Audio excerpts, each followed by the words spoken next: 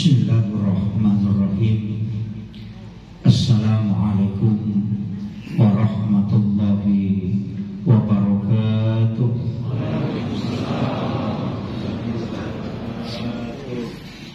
Maulaya sholli wa sallim daiman abada ala habibika khairil halqi kullihim huwal habibul ladzi turja syafa'atuhu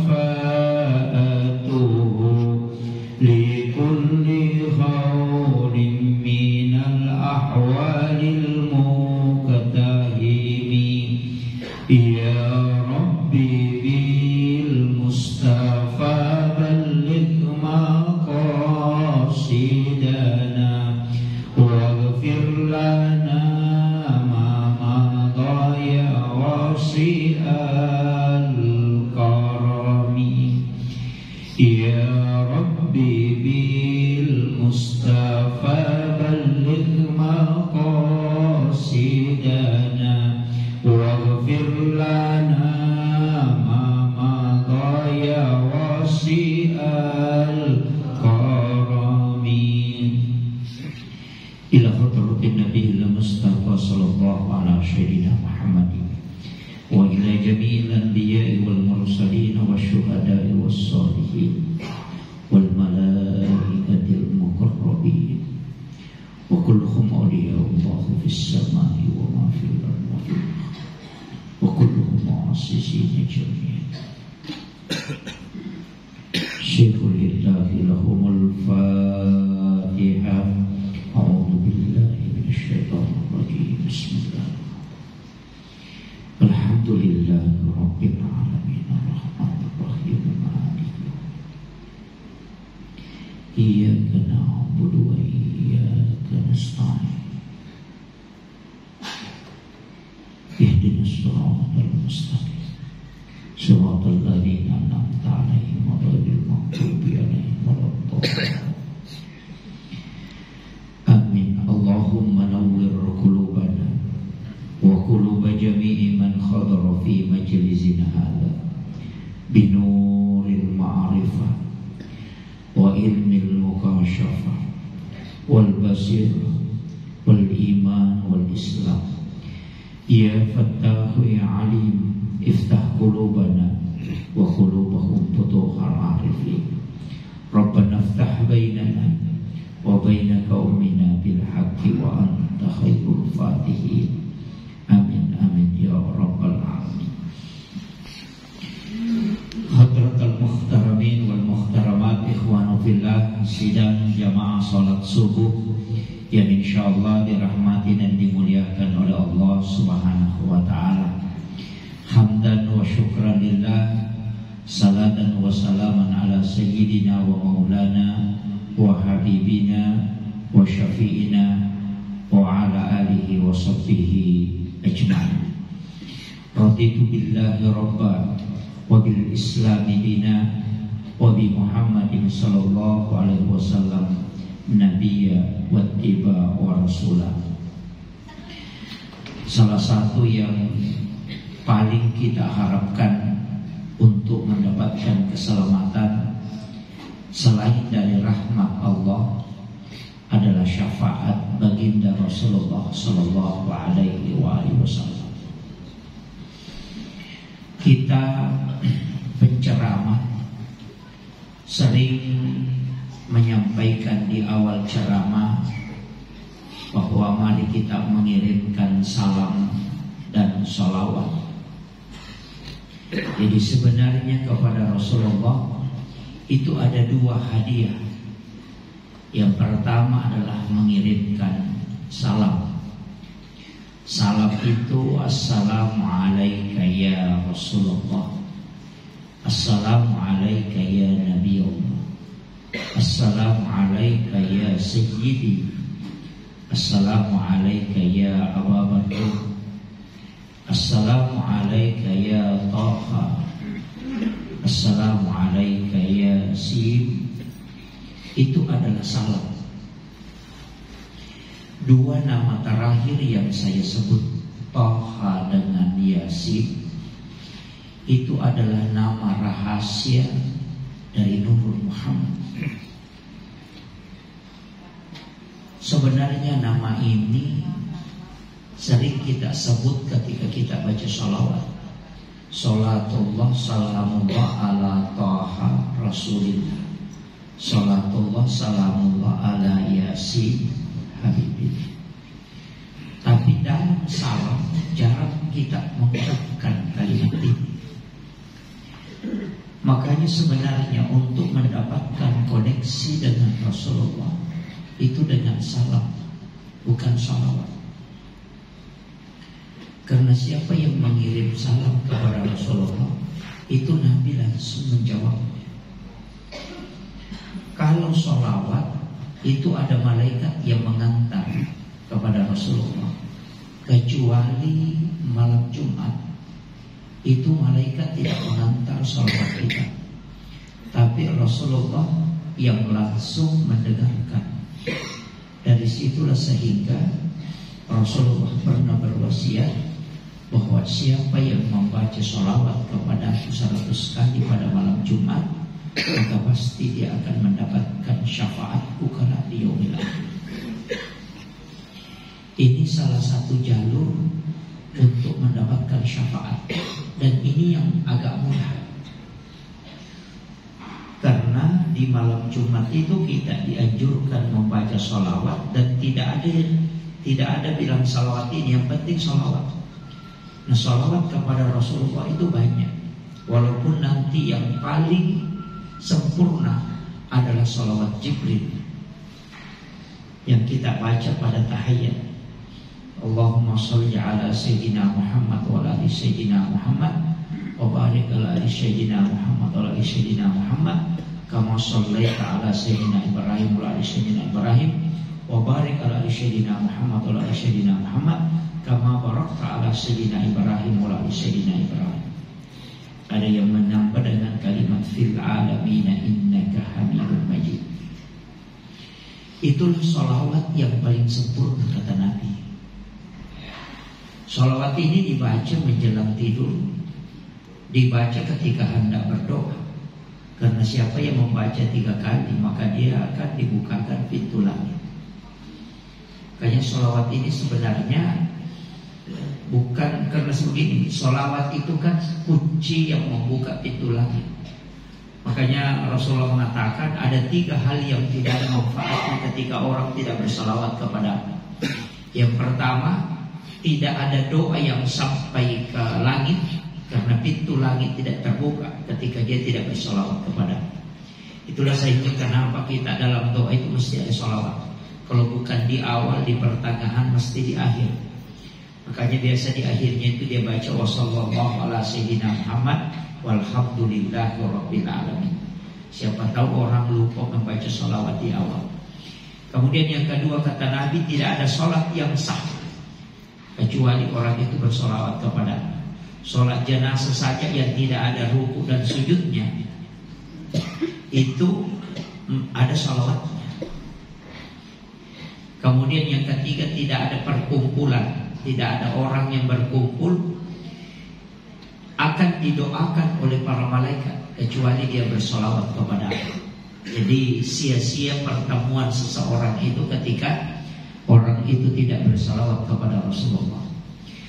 Makanya lakukan 2 hal ini menjelang tidur. Yang pertama adalah kirimkan salam kepada Rasulullah. Kemudian yang kedua, kirimkan salawat. Dalam kehidupan sehari-hari, salawat kita mestinya minimal 1000. Minimal 1000.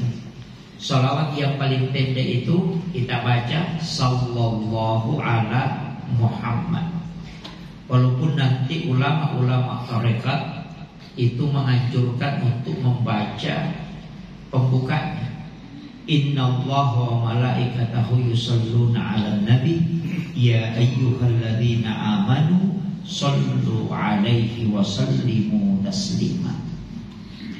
Baru kita baca Allahumma sholli ala Sayyidina Muhammad yang Sayyidina itu takzim kepada Rasulullah. Bagian tidak pakai Sayyidina itu saya tidak permasalahkan. Ya. Jadi Sayyid itu adalah takzim kepada Nabi sebagai tanda mengagungkan Rasulullah. Jadi kita baca Allahumma sholli ala Sayyidina Muhammad. Cuma ketika kita membaca Allahu, itu yang kita ingat adalah Allah. Masolli itu yang kita ingat masih Allah. Nanti kita mengatakan Allah, baru kita mulai pindah, baru lari ke Rasulullah, baru kita mengatakan Muhammad. Itulah yang disebut dengan salawat yang sampai. Jadi di mana ingatan kita ketika mengatakan Allahu itu kepada Allah, jangan kepada Rasulullah dulu. Jadi ingat dulu Allah, baru kita mengatakan Allah. Ketika kita mengatakan masolli, itu masih ingat kepada Allah, belum pindah. Nanti Allah itu baru kita bawa ke Rasulullah. Jadi itu penempatan ketika kita bersolawat itulah yang disebut dengan solawat hakikat. Itu juga yang disebut orang Bugis salawat letuk. Karena kalau membaca saja Allahumma sholli ala Muhammad wa ala Muhammad, dia burung beo pintar juga. Makanya ulama kita mengatakan, di mana engkau meletakkan ingatanmu di saat membaca doa itu, salawat itu. Jadi Allahumma sholli ala Muhammad, itu baru dipindahkan. Kalau salawat Jibril, sallallahu ala Muhammad. Ketika kita mengatakan sallallahu ala Muhammad, itu beda. Kita menghadirkan dua dengan bersamaan. Kalau tadi Allahumma sholli, Allah dulu yang kita ingat, kita bawa ke situ, kemudian turun ke Rasulullah. Kalau salawat Jibril tidak, justru menghadirkan bersamaan, sama dengan dua orang yang berdiri. Maka di saat kita mengatakan sallallahu ala Muhammad, itu langsung menghadirkan kedua-duanya. Nah, ini kalau salawat Jibrilnya dibaca. Makanya ulama itu kadang mengajarkan kita kalau di tarekat itu sallallahu ala Muhammad, sallallahu ala Muhammad. Itu karena menghadirkan dua-duanya.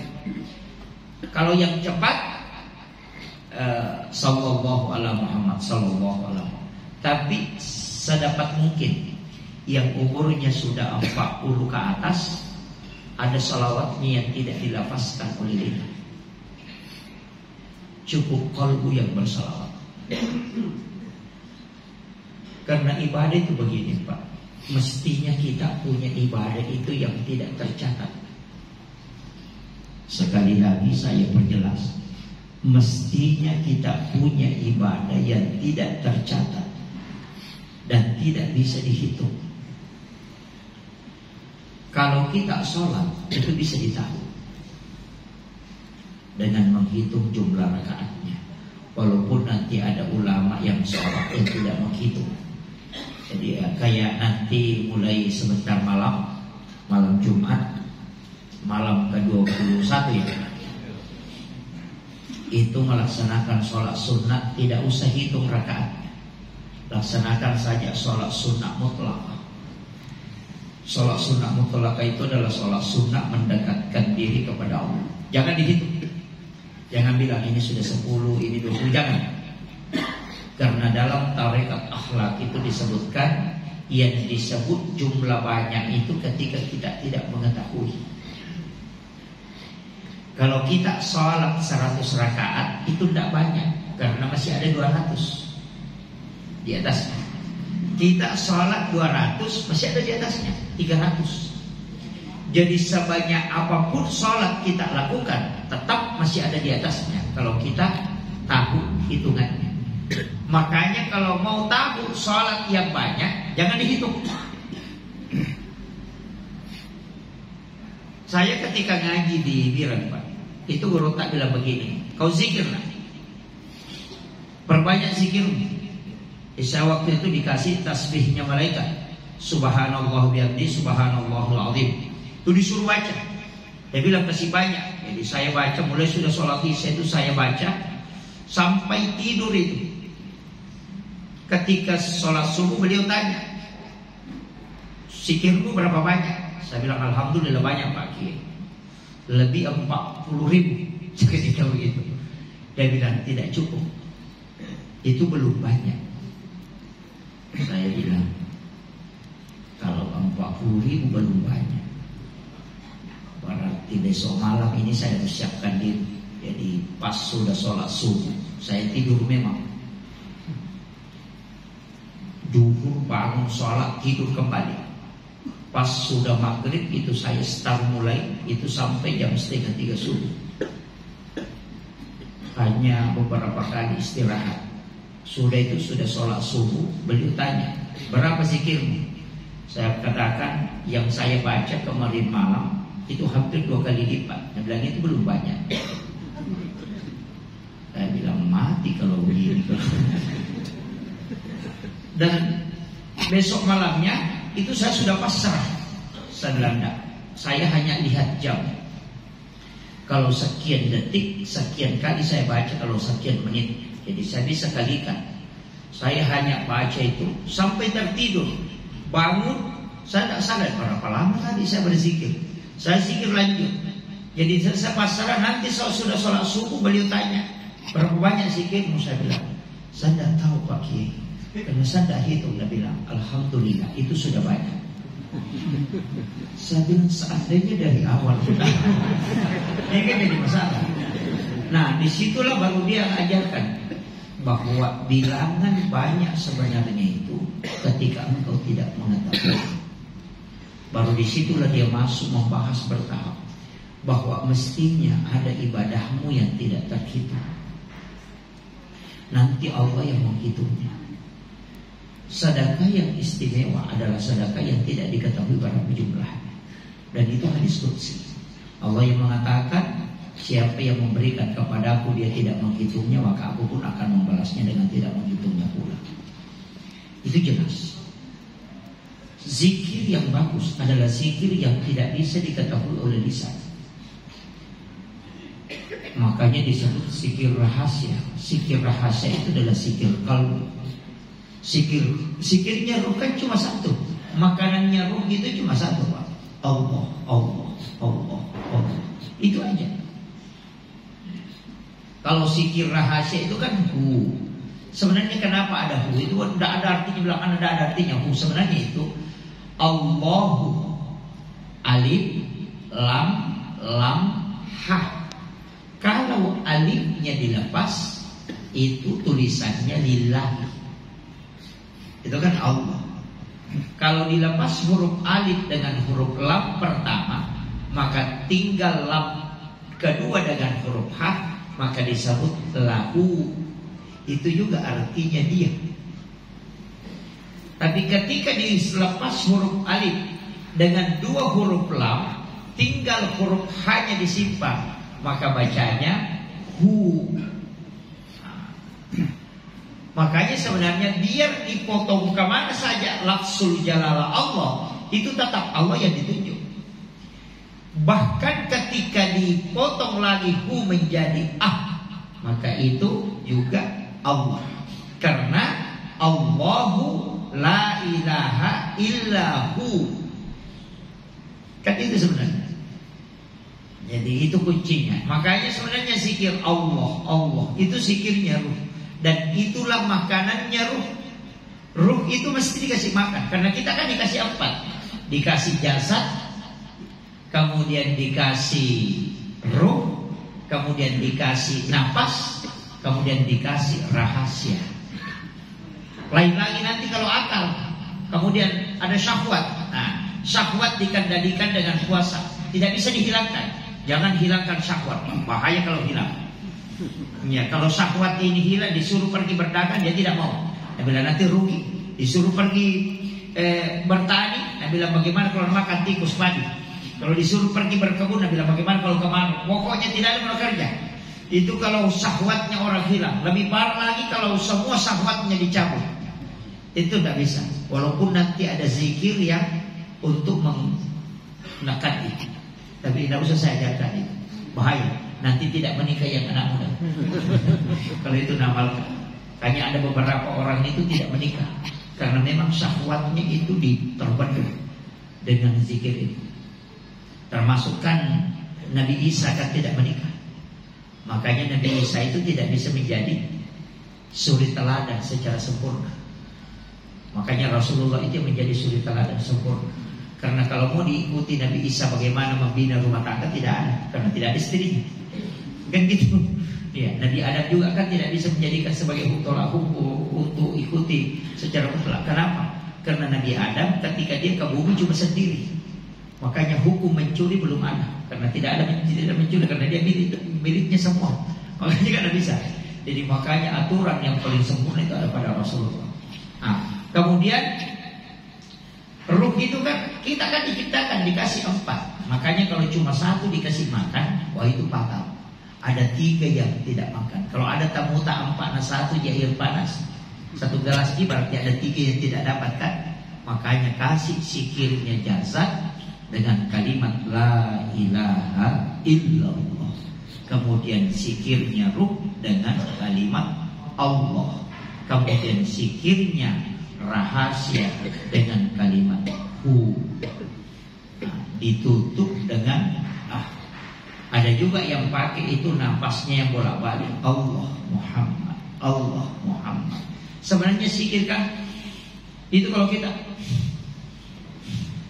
itu napas sebenarnya itu sudah bunyi hu. Coba dengar itu sendiri ketika bernapas.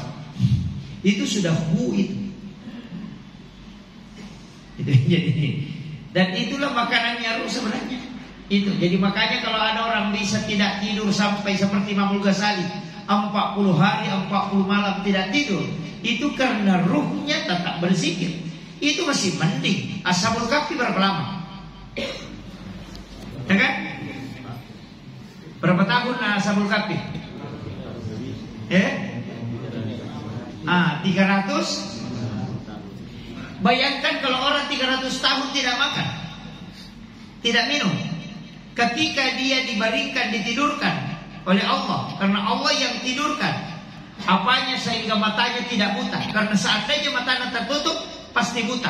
Makanya Allah membuka sedikit matanya ketika dia tidur, sehingga cahaya tetap masuk ke dalam matanya sehingga dia tidak buta.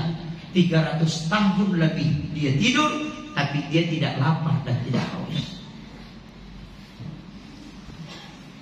Kita kalau tidur Pak bangun lapar, gitu kan? Padahal tidurnya hanya 1 malam. 300 tahun lagi tidur tapi tidak haus, tidak lapar. Apa yang dipakai? Itu ada zikirnya tadi. Itulah makanya zikir ruh. Nah, makanya jangan heran kalau ada ulama makannya hanya 3 suap. Itu pasti wali. Karena kalau mau selamat, lapar baru makan. Nanti kalau makan cukup 3 suap baru berhenti. Biar makanan haram itu tetap halal. Itu menjaga makanan supaya tetap halal. Karena orang yang meninggal kalau tidak makan, maka dia harus makan.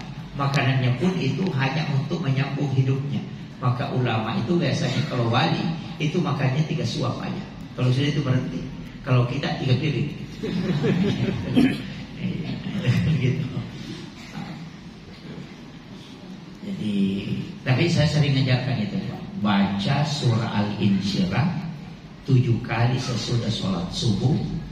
Setiap 1 kali 1 nafas. Kemudian itu ditarik ke dalam, diletakkan di dalam tubuh, kemudian dibaca lagi. Itu sampai 7 kali. Sudah sholat asar baca juga itu.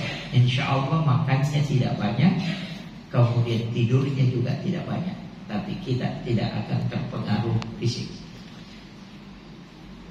Kunci surah Al-Insyirah ya, Alam Nasr. Tapi itu 1 nafas ya. 1 kali satu surah itu 1 nafas, bukan 7 surah 1 nafas. 7 kali 1 napas enggak. Tapi bisa. 1 napas itu dengan 11 kali bisa. Jadi itu, tapi ada caranya. Kalau mau tahan napas tidak bisa. Tapi kalau 1 napas bisa. Jadi saya tidak mengatakan tahan napas kemudian baca, tidak. Itu tidak mau 1 napas. Nah, ini yang.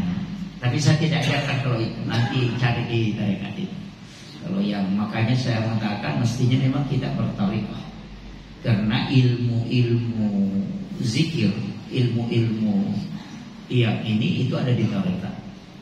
Jadi sebenarnya sama di dokter, Pak. Ada dokter kulit, ada dokter tulang, ada dokter jantung. Kalau mau tahu sah tidaknya sholat, cari guru fikih. Guru fikih itu disebut fuqaha, ulama-ulama fikih. Tapi nanti kalau mau mengenal siapa yang disembah, cari ulama tauhid, ahli teologi, ulama tauhid namanya. Kemudian kalau kita mau khusyuk dalam sholat, mau mengenali diri, maka cari ulama tarekat. Di situ diambil. Tapi bertarekat tanpa berfikih itu jadi masalah. Karena banyak orang zikirnya saja tapi tidak sholat. Tapi berfikih tidak bertasawuf itu juga hampa. Karena dia akan mencari kehusyuan di gerakan. Oh itu yang banyak. Makanya kadang kalau sholat itu Allah itu kadang keras itu apa susah. Tapi makanya cari di tasawuf. Makanya kalau mau khusyuk dalam zikir, mau khusyuk dalam bacaan, cari mursyid. Di sini banyak. Ada beberapa ulama kita di sini yang kasih. Saya tidak berani mengambil istilahnya. Makanya itu saya sebenarnya kadang takut ketika masuk dalam satu kampung. Ulama-ulama kita di sini masih ada beberapa tarekat yang masih betul-betul menjaga. Cuma hati-hati juga. Saya itu ketika disuruh ngaji tasawuf, itu disuruh cari mursyid. Dia bilang jangan angkat mursyid kalau tidak tembus. Saya cuma tanya bagaimana caranya mengetahui. Dia bilang ikut sholat di belakangnya. Kalau dia tahu kau tidak ada wudu berarti dia sudah tembus. Dan sengaja saya ikut sholat tidak wudu.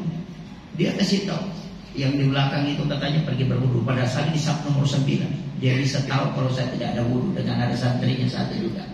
Saya tanya itu santrinya, kenapa kau tidak berwudu masuk? Dia bilang didendaki kalau terlambat dan tidak sempat tadi berwudu. Saya langsung lompat. Saya tidak tahu ya Pak Kiai yang ini memang kalau Pak Kiai itu dia tahu. Di situ baru saya oh ternyata ulama kita adalah bagus. Itu tidak mudah. Jadi kita yang saya tidak lama Pak belajar begitu tidak tinggal juga. Nggak sama kalau memang karena saya pernah tanya kalau mau bertasawuf betul, dia bilang 40 tahun jangan tinggalkan. Saya bilang wah di situ, nggak ada yang jadi itu kalau 40 tahun tidak tinggalkan di sini. Jadi karena harus ada silabusnya kemudian harus betul-betul berkhalwat apa itu diminta saya tidak bisa. Makanya bisa mentalaki amalan kayak kita hadir di sini. Saya ajarkan langsung kenapa saya baca salawat sebelum memulai. Itu supaya bisa mengijazahkan. Makanya yang hadir di sini tidak usah berbaiat, cukup mentalaki saja. Baiat itu fatal karena itu harus ada jenjangnya. Kalau talaki kapan saja dan di mana saja. Jadi ambil ilmunya semua. Saya itu Pak pernah dikasih tahu sama guru kami di Aceh mengatakan kalau kau belum bisa belajar sama orang gila, itu kau belum masuk dalam hikmah. Wah itu fatal itu. Saya bilang apa dipelajari sama orang gila? Nah tidak ada itu. Nah bilang tidak cari. Kalau kau bisa menemukan ilmu di situ dan ilmunya orang gila itu adalah ilmu ilahiyah. Ya pikir-pikir. Tidak ada yang bisa didapat dari orang ilmu. Lihat pakaiannya bagaimana dengan ngomongnya juga tidak jelas. Nanti ada hal yang membuat saya itu tercengang ketika guru tak bilang ke sini. Coba perhatikan, itu orang gila berapa kali dia minum dalam satu minggu? Coba perhatikan, berapa kali dia minum? Itu berhari-hari orang gila itu tidak minum. Dan kadang-kadang kalau dia minum, dia hanya mengambil sisa air yang dibuang orang. Bahkan mungkin keran saja yang dia putar baru dia minum. Tapi kenapa tidak sakit perut?